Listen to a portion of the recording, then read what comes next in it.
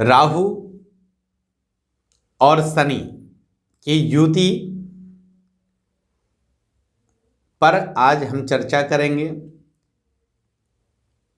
राहु और शनि कैसे खराब है यह हम कैसे जानें।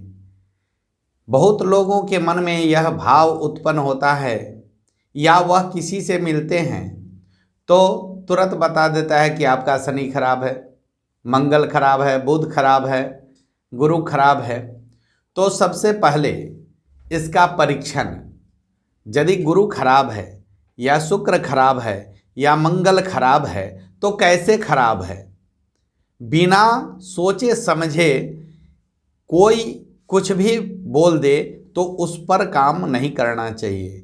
गुरु, शुक्र, मंगल या शनि का दुष्प्रभाव कैसे है आपके अंदर, ये जानना आपको जरूरी है। शनि की कृपा जिस जातक पर हो जाती है वह माला माल हो जाता है, वह धनवान हो जाता है, वह संपूर्ण ऐश्वर्यों को भोगने लगता है। ऐसी बात नहीं है। सभी ग्रहों का अपना अपना प्रभाव है। ठीक उसी प्रकार उदाहरण के तौर पे आप समझें तो जब आप किसी भी व्यंजन को बनाते हैं, सब्जी को बनाते हैं तो उसमें अलग अलग मसाले पड़ते हैं। यदि उसमें मसालों का कॉम्बिनेशन ठीक नहीं है तो क्या सब्जी आपको सुस्वादु और स्वादिष्ट लगेंगे? नहीं लगेंगे ना। उसी प्रकार किसी भी एक ग्रह के निर्बल हो जाने से और उसके दुष्प्रभाव के कारण भी हमारे जीवन में बहुत सारे उथल पुथल आने लगते हैं। तो वह कौन से ग्रह हैं जिनसे हम ग्रस्त हैं और जिसके दुष्प्रभाव के कारण हमारा आर्थिक नुकसान हो रहा है या शारीरिक नुकसान हो रहा है, रोग से ग्रस्त हो रहे हैं, या फिर हमारे घर में कलह रह रहा है, या वास्तु की स्थिति खराब है।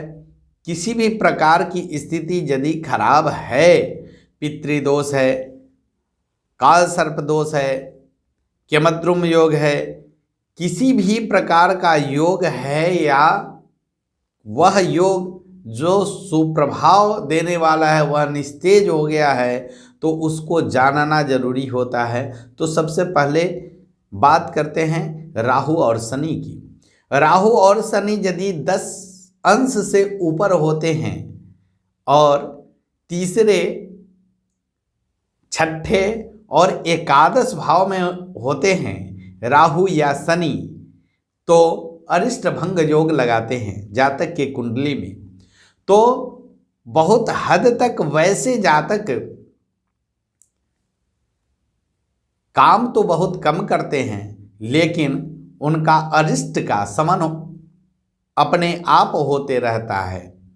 अरिष्ट की शांति स्वतः होती रहती है क्योंकि इन दोनों का प्रभाव उस जातक पर इतना अधिक होता है कि उस जातक को शनि और राहु दोनों ही ऐश्वर्यवान, धनवान, व्यापार करने वाले लोगों के लिए, यदि शनि की बात करें तो शनि व्यापार करने वाले लोगों के लिए, खासकर कोयला, लोहा, इन सब प्रकार का व्यापार करने वाले लोगों के लिए, वाहन से संबंधित व्यापार करने वाले लोगों के लिए बात करें तो बहुत ही अच्छा प्रभाव देने वाला है।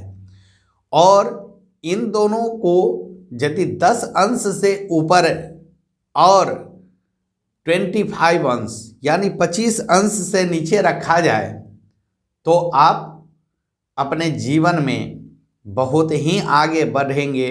और व्यापार में यदि आप नौकरी करते हैं तो भी उसमें आपको लाभ होगा, प्रतिष्ठा मिलेगी, यश मिलेगा और आप अधिक से अधिक ऐश्वर्यवान बन जाएंगे। साथ ही राजनीतिक क्षेत्र में भी शनि की अहम भूमिका है और शनि राजनीतिक क्षेत्र में भी पद और प्रतिष्ठा में वृद्धि करते हैं तो तीसरे, छठे और एकादश भाव के राहु या शनि आदमी को धनवान, ऐश्वर्यवान बनाते हैं यदि वह निस्तेज और निर्बल नहीं हो तो।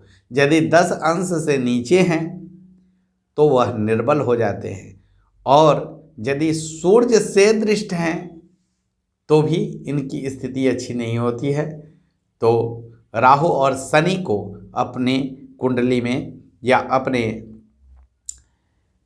यदि आपने हस्तरेखा दिखवाया है तो हस्तरेखा में भी उसी प्रकार उसको मजबूत रखें। यदि आपके पास कोई एविडेंस नहीं है, कोई डॉक्यूमेंट नहीं है, कोई कुंडली नहीं है, हस्तरेखा नहीं दिखवाना चाहते हैं तो भी आप अपने जीवन में आजमाइएगा। यदि आप बहुत ही परेशानियों से जूझ रहे हैं और बार बार व्यापार में नुकसान हो जा रहा है, या बार बार आपकी कोई भी काम करने पर वह काम नहीं हो रहा है, या काम करते हैं और उसकी गति बहुत ही स्लो हो जाती है, धीरे हो जाती है, धीमी हो जाती है, तो उस कंडीशन में आप शनि के रत्न को धारण करें। और व्यापार करने के कुछ ही दिनों बाद यदि आपका व्यापार डूबने लगता है तो आप राहु के स्टोन को धारण करें, अर्थात गोमेद को धारण करें, और शनि का रत्न या उपरत्न को धारण करें, नीलम या नीली को धारण करके देखें। आपको इन सभी चीज़ों में लाभ होगा। व्यापारिक क्षेत्र में या आर्थिक क्षेत्र में आपको शनि और राहु बहुत ही अधिक लाभ देने वाले होते हैं। शिवा फ्यूचर सॉल्यूशन के इस YouTube चैनल को आप लोग लाइक करें, शेयर करें, ताकि और भी वीडियो मैं आप लोगों के बीच ग्रहों से संबंधित प्रस्तुत करता रहूं।